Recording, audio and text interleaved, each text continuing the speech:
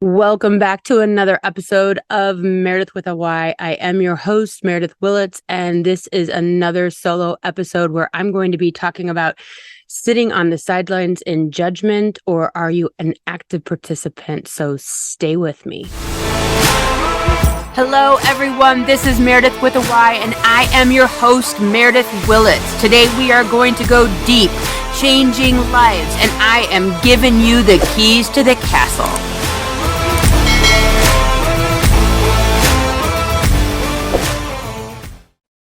Hello, and welcome back to a solo episode with Meredith with a Y. Today, I want to talk about the difference between being an active participant or sitting back on the sidelines with your judgment in hand, and the difference. And if you are a creator, you are an artist or a musician or someone that's really just putting themselves out there as an entrepreneur or dating, I don't care what it is. If you are putting yourself forward in a position to be trying something new or different, or just keep going, whatever it is, I don't really care what it is. Everyone's a judge. Everyone's a critic. I don't care what it is. I remember, and I've said it here before, when I was dating, and, I'm pretty sure I dated, every lunatic in Ohio. And if you were one of them, I'm sorry, but it's true. And I remember my mom, she used to be like so irritated with me that, I was dating all these people that were, maybe not in line with who I was or who she thought that I was. And, that's what moms do. And I get that. But the thing of it is anytime you're doing anything, it is leading you to where you're going. And I kind of talked about this last week, that every single part of what you're doing is being used. Every single thing that you get yourself into that you may feel like a failure, or, it's just not working out the way you wanted it to, you're still learning something. You're still bringing something of value to where you're headed. But in the midst of that, in the midst of trial and error and trying something new, everyone's a critic. Everyone's a critic, be that your friends, your coworkers, your family members, especially if they're of a different generation. Everyone always has something to say. And it's really difficult to stay on track and feel like you're doing the right thing, especially in this era where people are coming up in really, really weird jobs, where people are making money in very unconventional ways.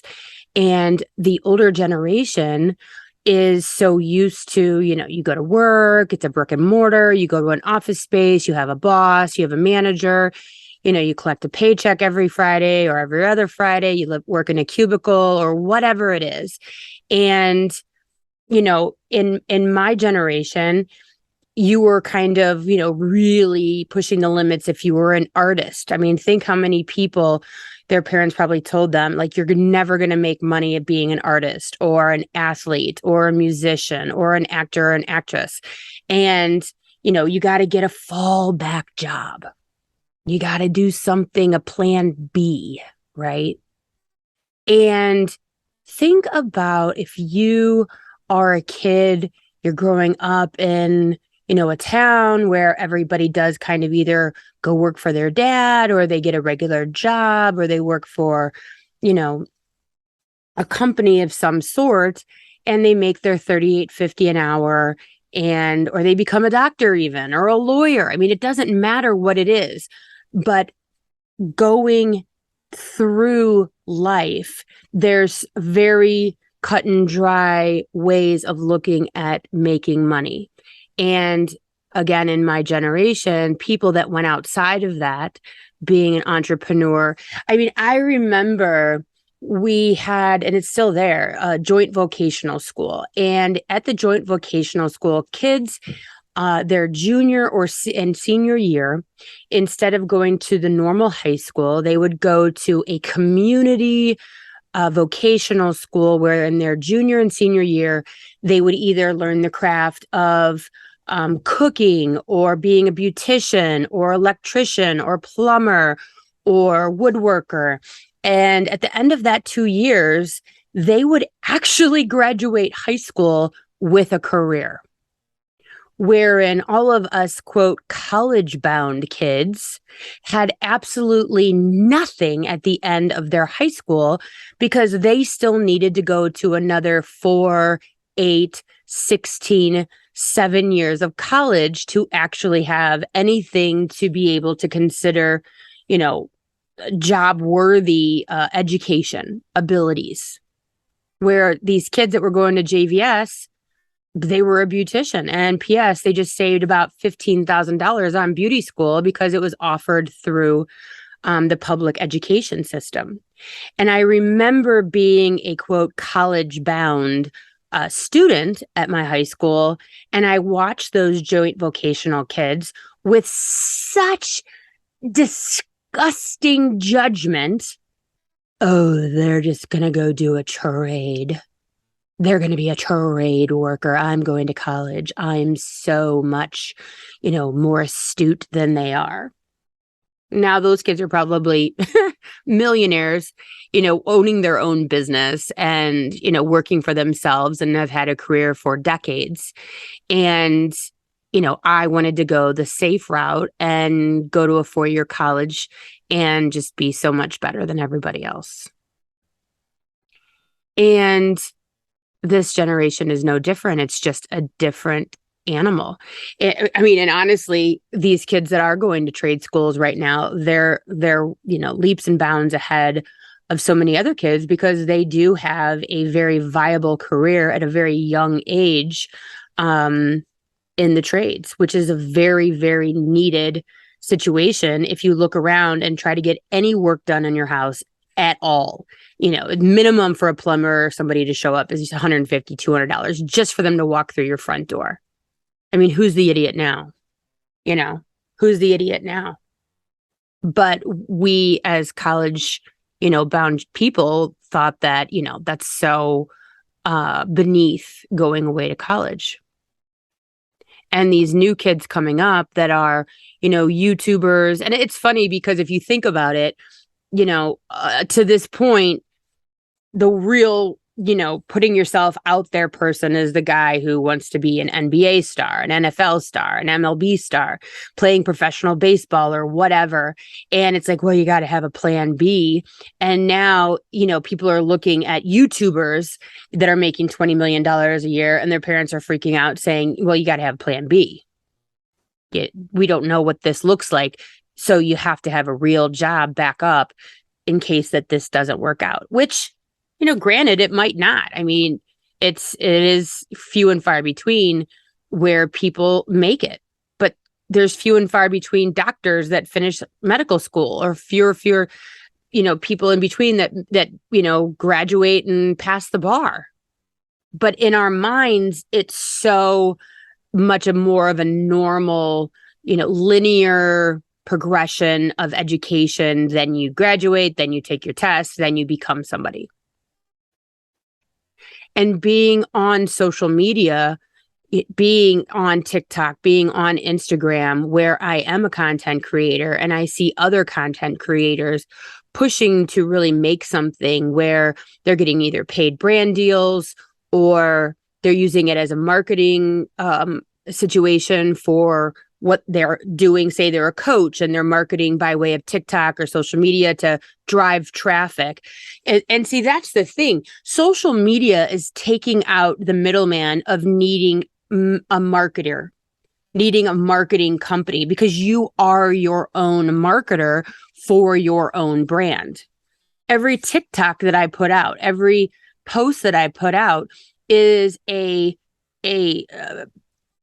situation, is a video, is a post to drive traffic to my website so that someone makes an appointment with me because they see who I am, they see what I'm about, that I'm approachable or not, whatever it is. They're getting to know me as a person by way of putting these videos out. But my point of this podcast is that everyone's a critic. Oh, look, you're taking selfies, you're making videos. That's so silly. Well, I just had a brand deal and made a 60-second commercial and made a couple $1,000s. So how silly is it? How silly is it? And I don't have to pay a marketing company to drive traffic to people to make appointments with me because people are getting to know me by way of the videos that I put out. It's taking out the middleman. But some people will say, well, God, you're 50 years old and you're taking selfies for Instagram and you're making these videos and everyone's a critic. It's silly. TikTok is for kids and dancing. It's not. We're seeing the Kardashians and all these different movie stars and actors and actresses and, brands, these people that are their own personal brands that are big, big brands. They're joining TikTok because now all of a sudden you've got to be on TikTok if you're putting yourself out there in any way so that people can get to know you. And what I find fascinating is that these people that were on Instagram, the Jenners, the Kardashians, J-Lo, etc., they were very, very comfortable on Instagram making a quick video. It's very edited. You have your, Facetune. The pictures are perfect.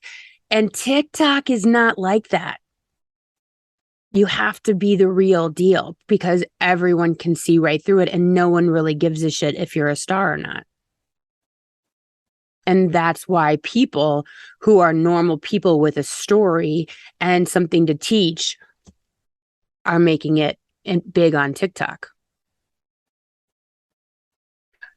But they're still getting crushed by people around them. I remember a friend was telling me about another gal that we know who was making it and is making it really big with brand deals on Instagram.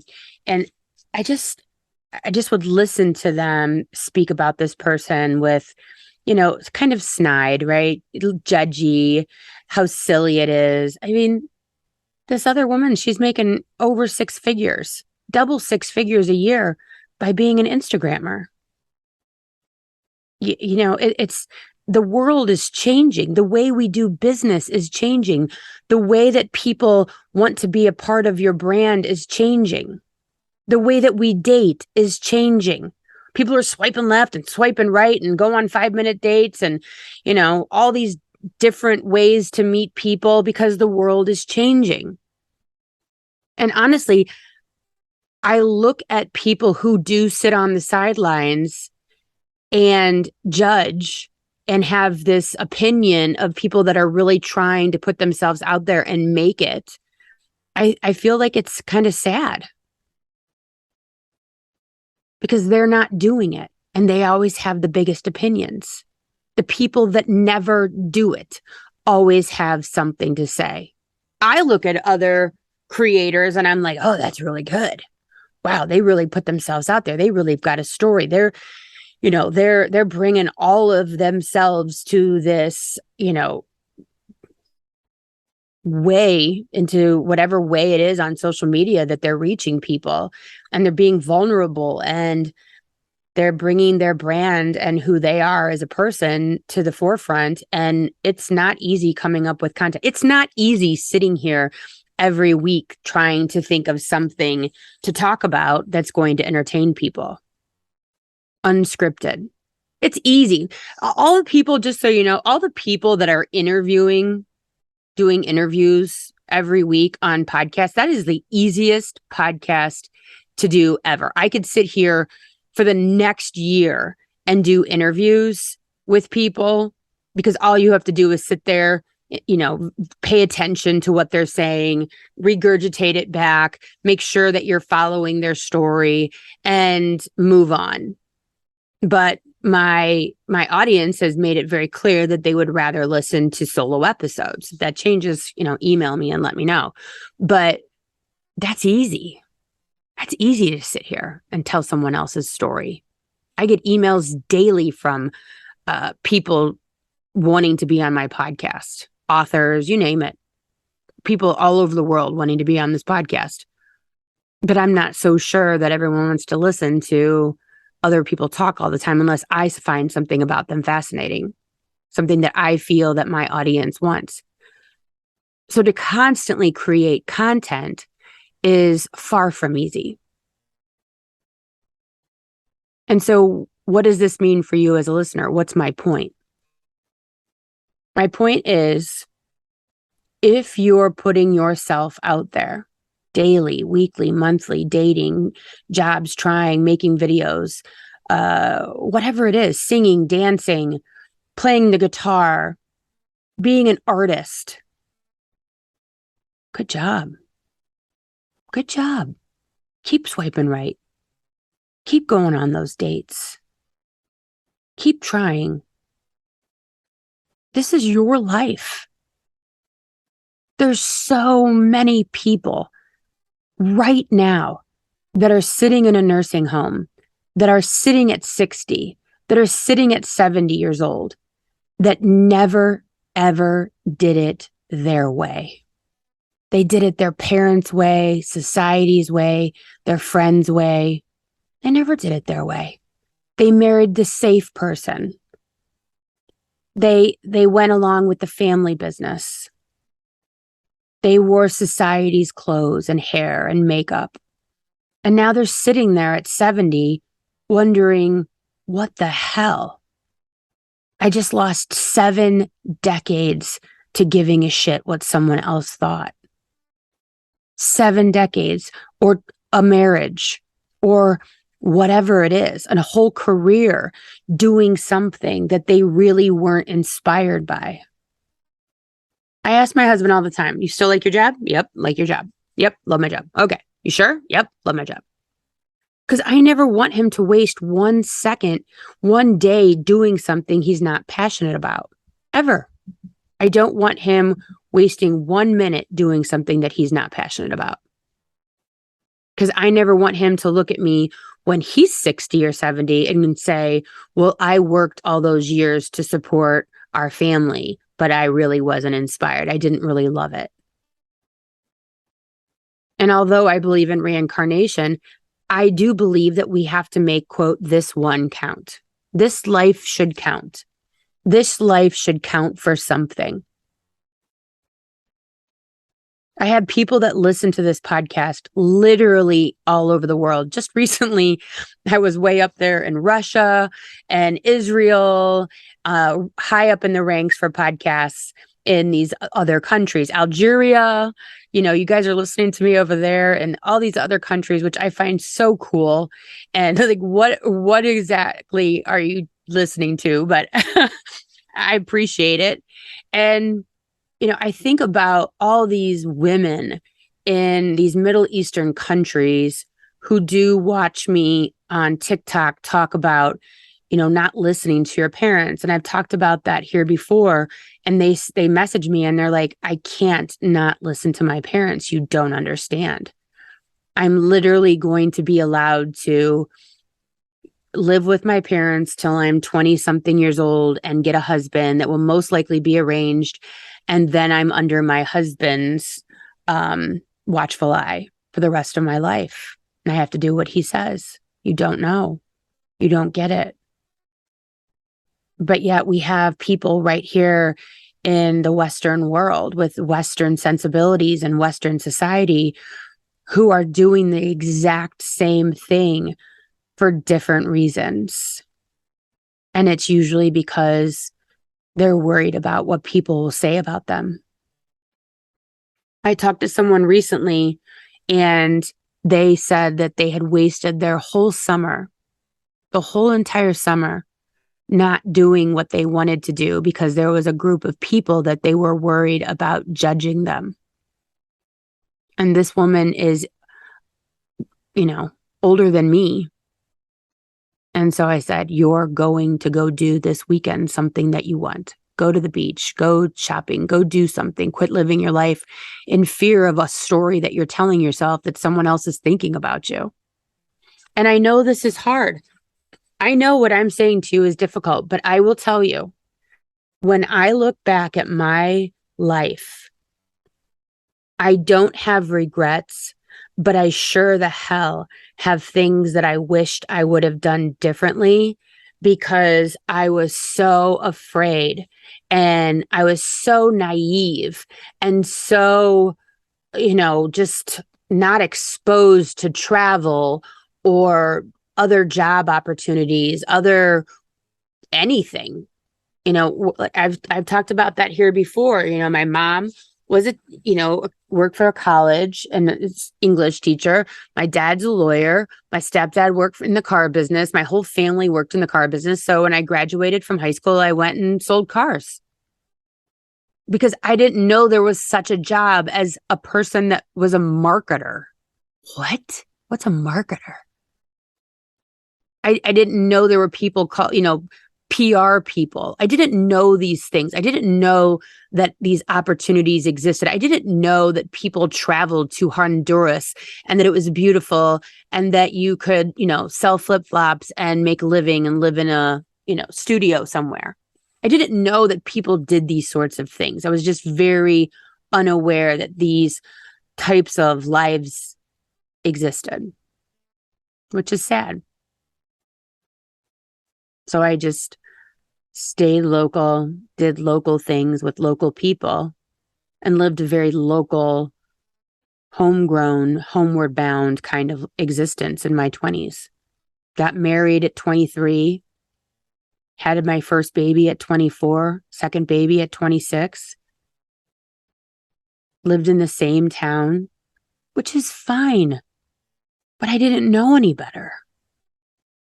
These kids these days, you guys have all these social media opportunities to learn about different lives and different experiences.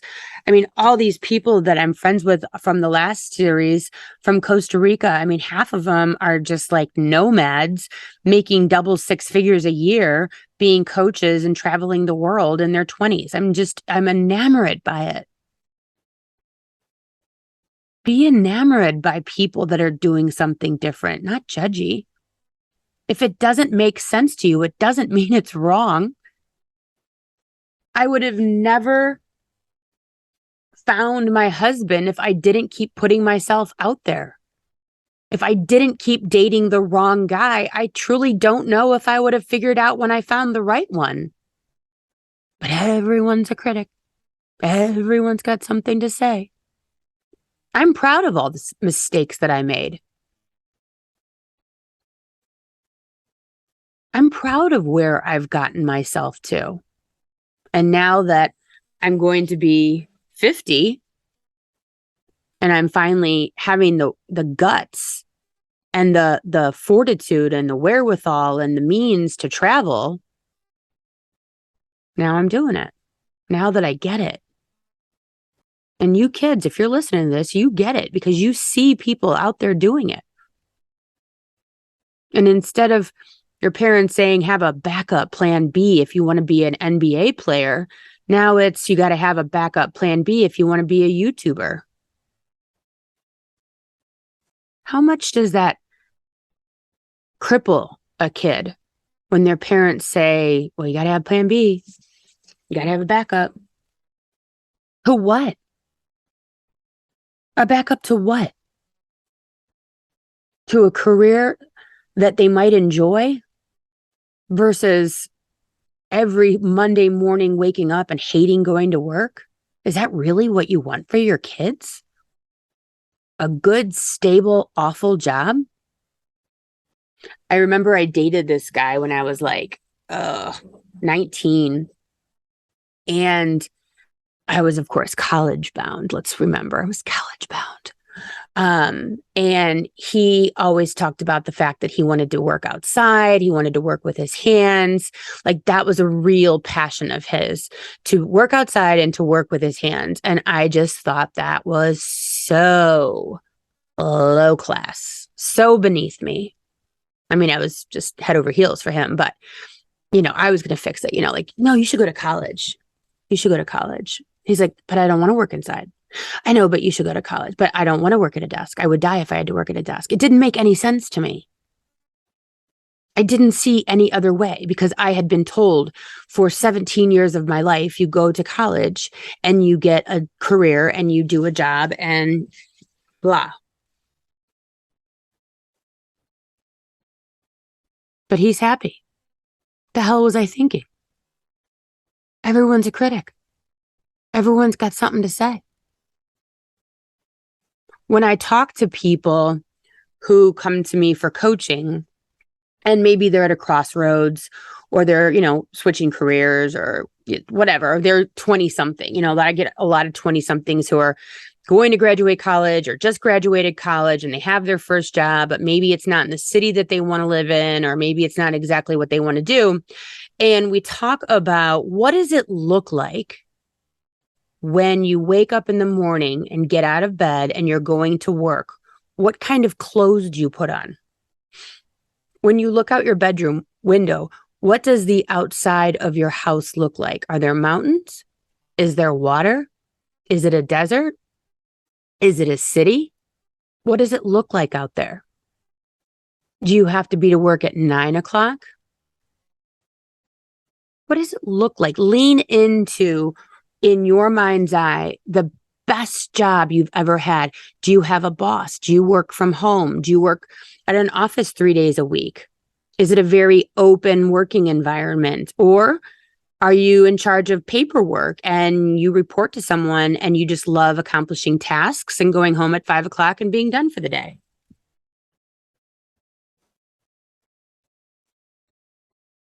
What does it look like?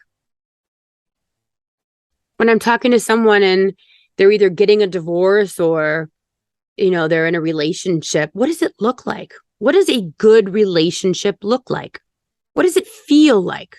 What does your partner say to you? How do they treat you? And I'm not talking movie stuff. And I'll be perfectly honest with you. So many of us have grown up in toxic families with toxic parents in toxic relationships. We really don't know what a healthy relationship looks like. If your parents were fighting and arguing, or your dad was over demonstrative over your mother and the kids and so on, so you might have absolutely no clue what a healthy relationship could even possibly look like. When I got married the first time, I literally just thought that you basically didn't like your spouse. You fought, you argued, you were never at peace. Everything was kind of turmoil, and that's normal. And so when I married my second husband, for the first 3 years of our marriage, he would say stuff like, you looking for a fight here? Because I'm not really sure what you're doing. I'm not sure are you trying to fight with me? Because I'm not against you. I'm like on your team. I was so defensive and had such a poor idea of what a marriage was supposed to look like. I didn't know that you could live in harmony with a spouse. What? What are you talking about? You mean this person's on your team? You look out for them and they look out for you? What? What is this magic voodoo that you speak of? If you don't know what something looks like, how are you going to get there? Play with it. What's it look like? You're getting ready to walk out for work in the morning. Look down. What are you wearing? Are you wearing scrubs? Are you wearing jeans? Are you working from home in your pajamas all day? It's funny, after COVID, I think that so many people wanted to work from home, but now I'm hearing more and more people say that they don't want to work from home. They need the camaraderie of going to work and talking to people every single day. But this is a new game. Your friends and your family and your parents, they don't know what this is. They haven't seen this before. We're all new to this new life. We're new to dating apps and working from home and entrepreneurship and social media, being able to make a living off of it. This is all new shit. And your friends who have normal jobs might not get it. They might be giving you side eye or even rolling their eyes. That's okay. That's okay. This isn't for them. This is for you. Maybe your friends are like, oh my God, you're on a date every other week. Oh my God, all you do is date and date and date. You're always out on a date. Yeah, how do you expect me to find the right person? I don't even know what I'm looking for. I don't know what a good relationship looks like. And how the hell am I supposed to find it the first couple dates? I might need to date a few people. There's 4 billion people on this planet. That's a lot of humans to get through. Everyone's a critic. Can't listen to it. Gotta keep your blinders on like a horse. Keep those blinders on. If you're sitting there listening to me right now and you are trying to start something new, try something new, go back to school or change jobs or, end a marriage or a relationship or start a new one, and you've got all these people, I don't tell anybody the shit that I do. I really don't confer with anyone. You know why? Because I don't want to hear their mouths about it. I know what I want to do. My husband doesn't know half the shit that I got going on. You know why? Because he doesn't get it. And that's okay. I don't need him to get it. My family doesn't know half the shit that I do. I mean, anybody. Nobody knows what I'm doing half the time. You guys might, but no one else does. You know why? I don't want their opinions.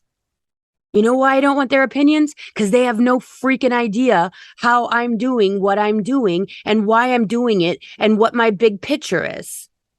I'm playing the long game. I'm not playing the short game. I'm not playing it for a weekly paycheck. I'm playing the long game here. And the long game looks way different than someone that's really focused on their weekly paycheck. Now, don't get me wrong. I have my nose down and I'm doing that too. But I also have other things happening in the works. This podcast is now one of the top 1.5%.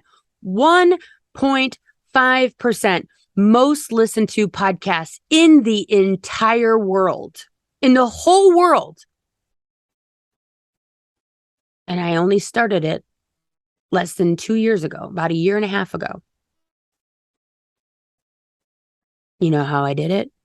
By putting my blinders on, by not listening to anybody, looking at the people that I admire and what they're doing and how they got there and how they record every week and put out content and keep pushing. That's how you get here. And I'm going to keep pushing and not talk to anybody. Not needing anyone's opinions, not looking for advice necessarily. If I do need advice, I'll go listen to a podcast or go watch someone that's doing it better than me. That's who I'm going to go watch and pay attention to and listen to. People that are doing it better than me, not listening to people who aren't doing it. I'm not going to someone who's single for marriage advice. I'm not doing that. I'm not going to someone who has a 9-to-5 for entrepreneurship advice. Not doing that. I'm not going to my friends who don't give a shit about social media for social media advice because they have no freaking clue what I'm doing over here. They don't get it. And that's okay. I'm okay with that. Doing something different can be very lonely. It can be very isolating. And sometimes it can be sad and difficult, but it's worth it. The other day we were driving in the car. I have no idea where this came from. And Emerson, my 13-year-old, she said, "Mom, what kind of jobs can you get without going to college?" And I'm just like, well, lots of jobs. Why? Are you planning on not going to college? And she's like, no, but like a firefighter? And I'm like, yeah, I mean, they have to go to some sort of schooling, I'm sure, and get training, but I don't think that you have to go to college to be a firefighter. And she's like, well, can I make a good living at it? I'm like, well, the idea of a good living is very, personal. Everyone has a different idea of a good living, and especially where you want to live and what lifestyle you want to live, etc. And I said, but yes, you can absolutely work as a firefighter and have a good life. And she said, well, there's a lot of people that did not graduate from college that are successful. And I'm like, here we go. It's always the token person that did XYZ, and they're going to bring up that one, right? And she's like, well, Steve Jobs, he dropped out of college. And look at him. I'm like, yeah, of course. And I go, it just depends on what it is that you want to do and the direction that you want to take. So you just have to, like, if you want to be a doctor, clearly you cannot drop out of college and be a doctor. You have to figure out what you want to be and then see what it takes to do that and research that and figure it out. But times are changing. It's not the way that it used to be. And as parents, if you're listening to this, we need to wake up to that. And if you're trying something new that is outside the parameters, go back and listen to the episode with Letha, Coach Letha J and I, where she was talking about, she was like months from graduating from medical school and dropped out and became a life coach. And I mean, she makes a very, very good living at what she does. And both of her sisters are physicians. She talks about all of that, but she just couldn't. She's like, this isn't for me. And I watched my daughter, Skylar. She was, en route. She was an undergrad with medical school track. And she almost like lost her mind because she just didn't want to do it and wanted to go into business instead. And it took her a long time to break free from the parameters that she had placed on herself, that she was going to medical school, end of story, period. And it was the best decision that she ever made, was to just listen to herself and not worry about what friends, family, or anyone else thought. She had to follow her own path, which I find hysterical, because when she took like accounting classes, she would get like A's on all of it, but she doesn't want to be an accountant. But when you hear that, you're like, oh my gosh, how are you getting A's on all this stuff? Like easy peasy. But you can't, as a parent, I just got to bite my tongue. She doesn't want to do it. She doesn't want to work with numbers. It doesn't matter if she's good at it. Got to let her do what she wants to do. It's her life. I'll be dead. And she's going to be sitting there looking at me like, oh shit, I'm an accountant because my mom wanted me to be. I'm a doctor and I don't want to do this. I don't want to go to medical school. The amount of pressure that we put on our kids to do what we want them to do is just unbelievable. The amount of pressure that kids put on themselves doing what they think their parents want them to do is unbelievable. We're literally a society who has no idea what we actually want anymore. We're so worried and looking over our shoulder to what anyone's going to think that we're paralyzing ourselves. We're marrying the, quote, right person instead of the person that's for us, because our parents want us to, or society. It makes sense looking from the outside in. Doesn't mean that we like them. Or maybe we just don't even know what else to do because we have to go from our parents to marriage, and those are our only options.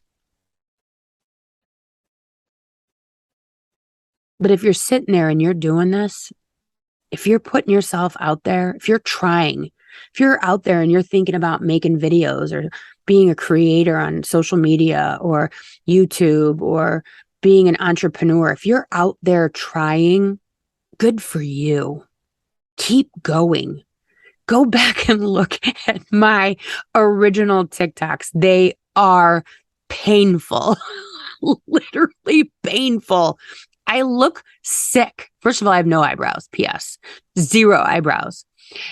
I look sick. But I was doing it. I was putting myself out there. I was trying. I was working the work. I was doing the do. Keep going. This is your life.